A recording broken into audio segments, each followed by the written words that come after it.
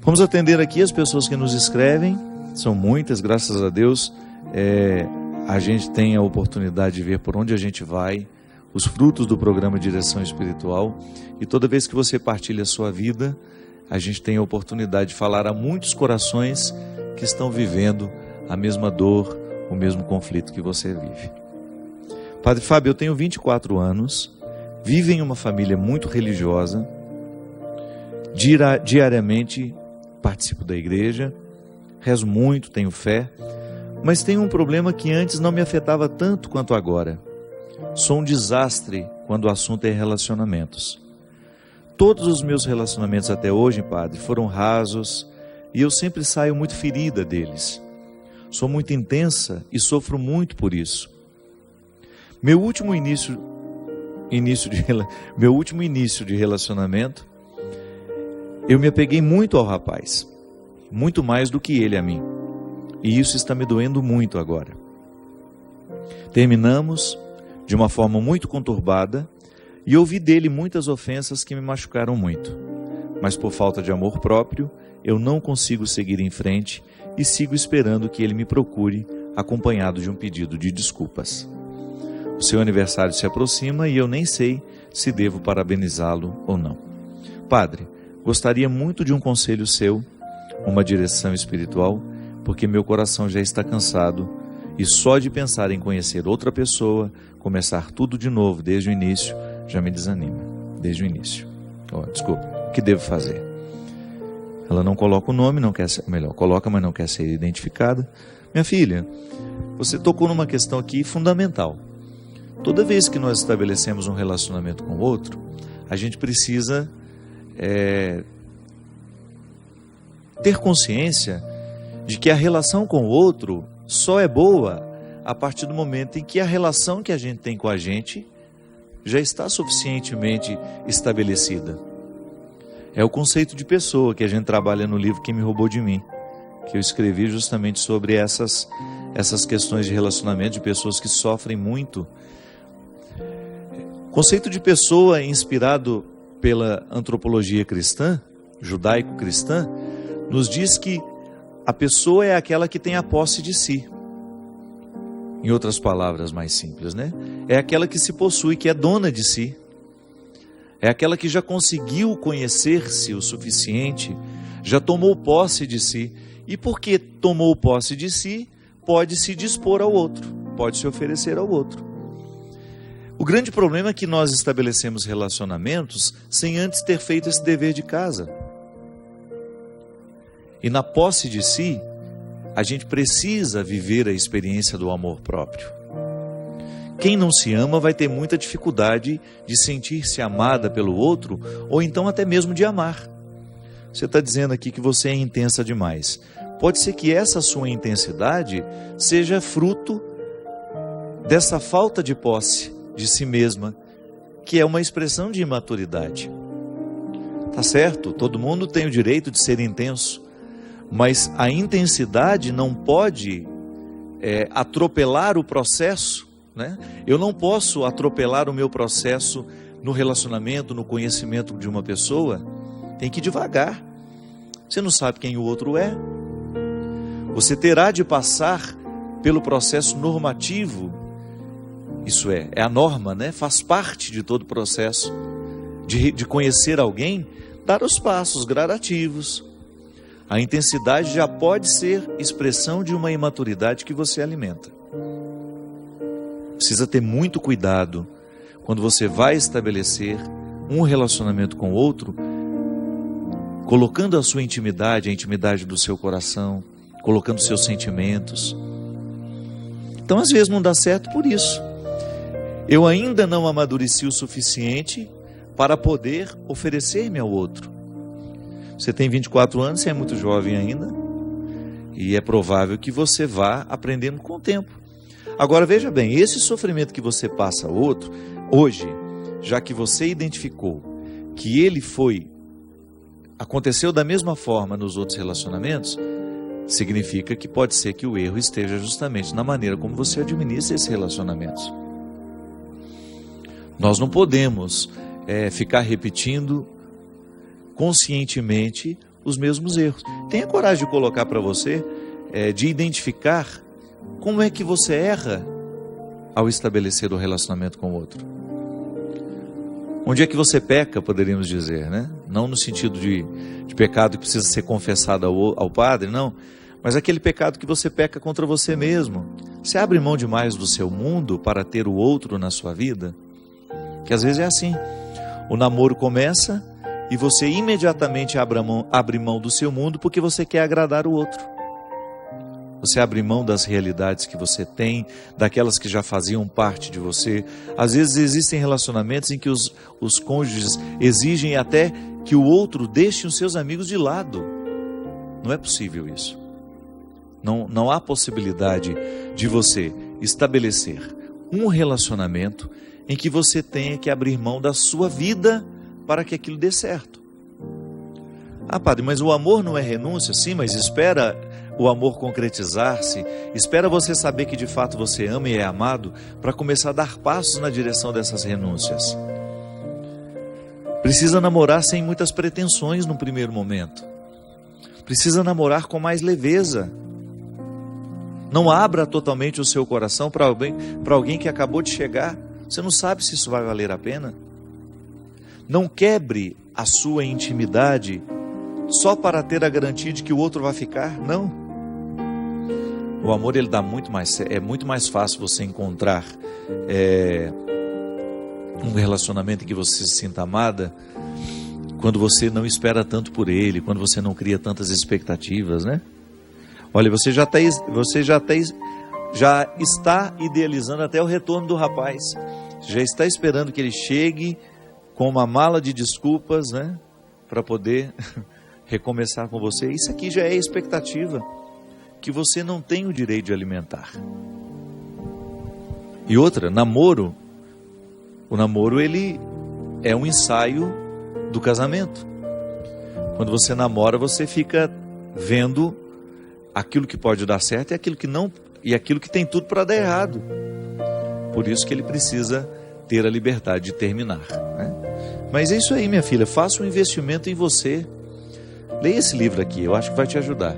Se você não tiver tido a oportunidade de conhecer esse livro, Quem Me Roubou de Mim, é uma leitura que eu acho que pode ser positiva para todo mundo que passa a dificuldade de amar demais ou de amar de menos e de não ser capaz de estabelecer vínculos duradouros.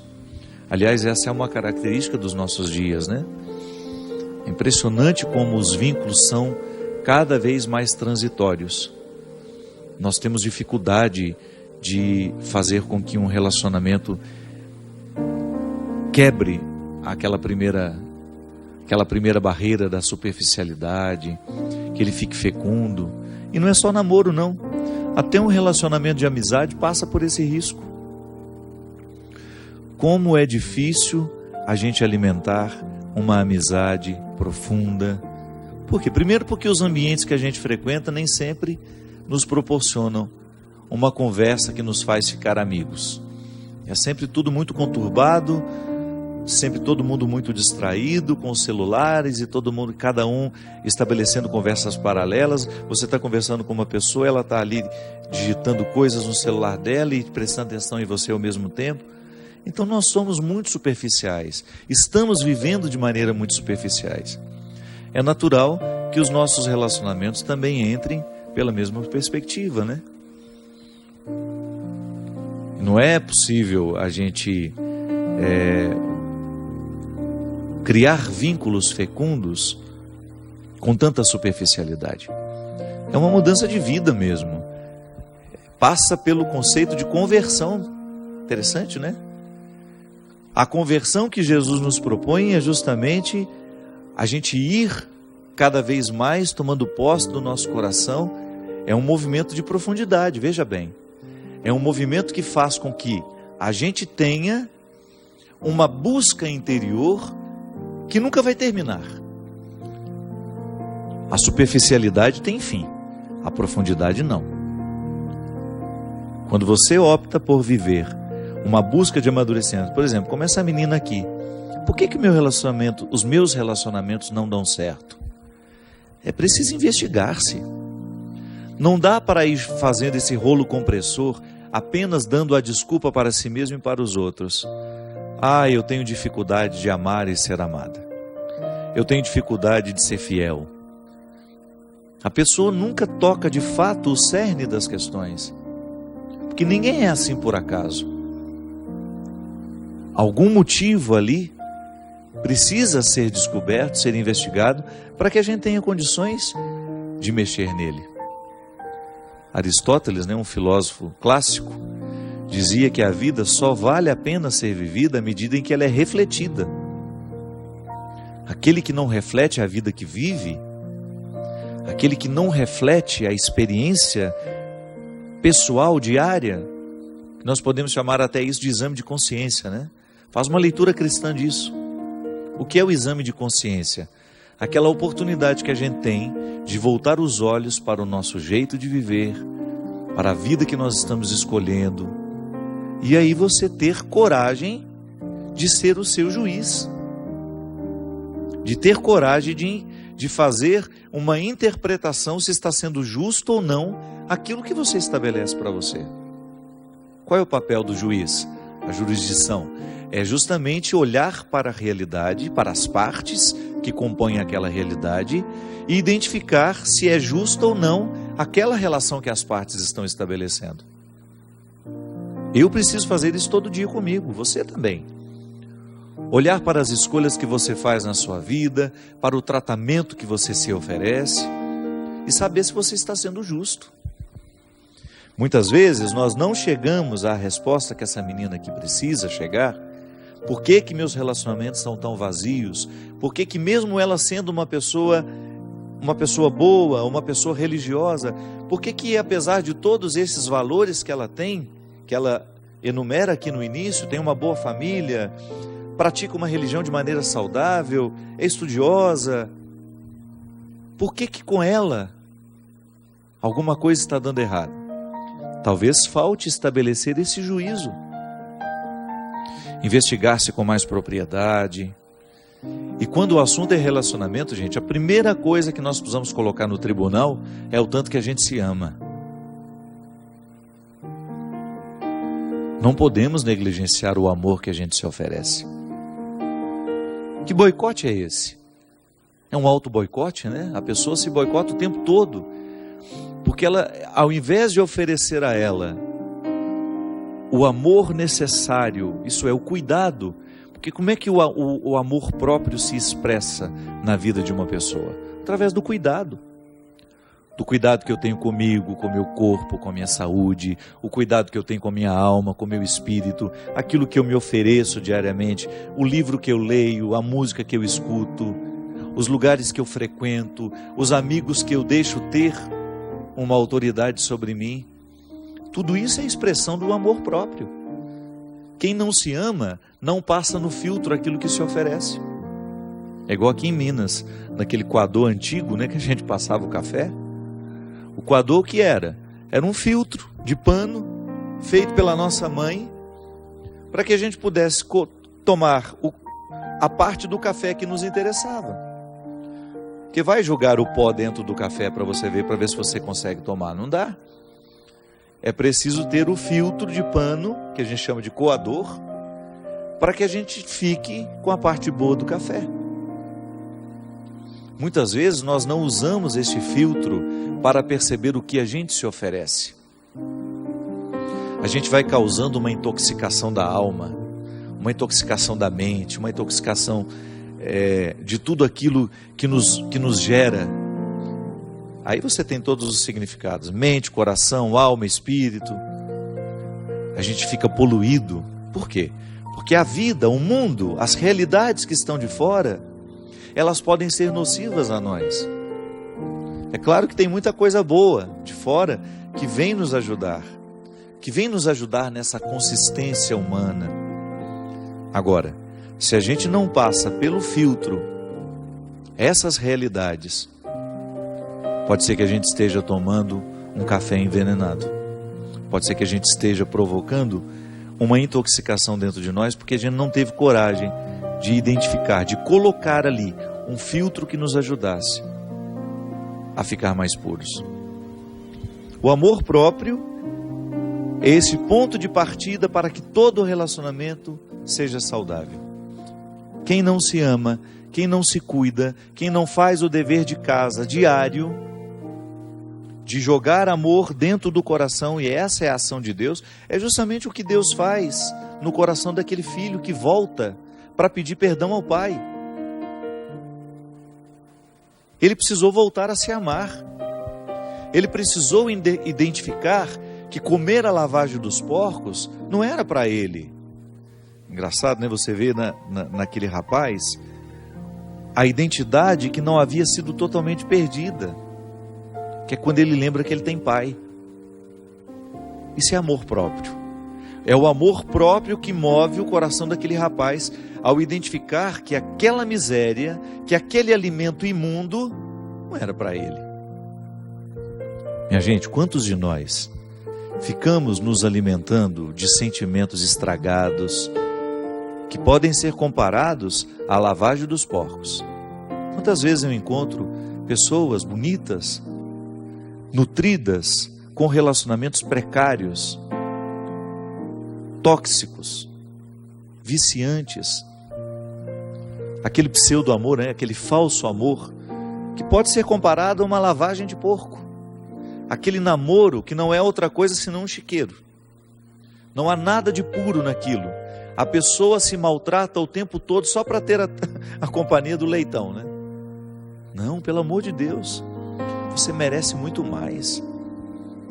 A pessoa só se recupera no momento em que ela olha para o espelho e vê a face desfigurada e diz para ela mesma: eu não mereço esse tratamento. Isso corrigiria tantas coisas dentro dos namoros, dentro das relações de casamento, porque também no casamento acontece isso. Quanto o marido tratando a esposa de maneira que vai expulsando o amor próprio dela, ou então é o amor próprio que foi expulso, que já permitiu aquele tratamento tão odioso. Namoro, casamento, relação entre amigos, nós precisamos ter muito cuidado para a gente não se acostumar ao alimento imundo. Precisamos tomar muito cuidado para a gente não se acostumar com o precário e achar que ele é a única coisa que nós merecemos ter na vida. A gente merece muito mais. Merece no sentido de ver que há uma dignidade em mim, em você, que não pode ser nunca, em hipótese alguma, pode ser esquecida. Essa dignidade também chama-se amor próprio. E é através dela que Deus nos fala, que Deus nos chama, que Deus nos traz de volta. Reacenda o valor que você tem. Tenha consciência da grandiosidade que você representa diante de Deus. E trate-se da mesma forma como Ele te trata, com amor e com respeito. Derrame o Deus Todo-Poderoso sobre todos nós a bênção e a proteção do céu. O Deus Todo-Poderoso, Pai, Filho e Espírito Santo. Amém. Até a semana que vem, se Deus quiser.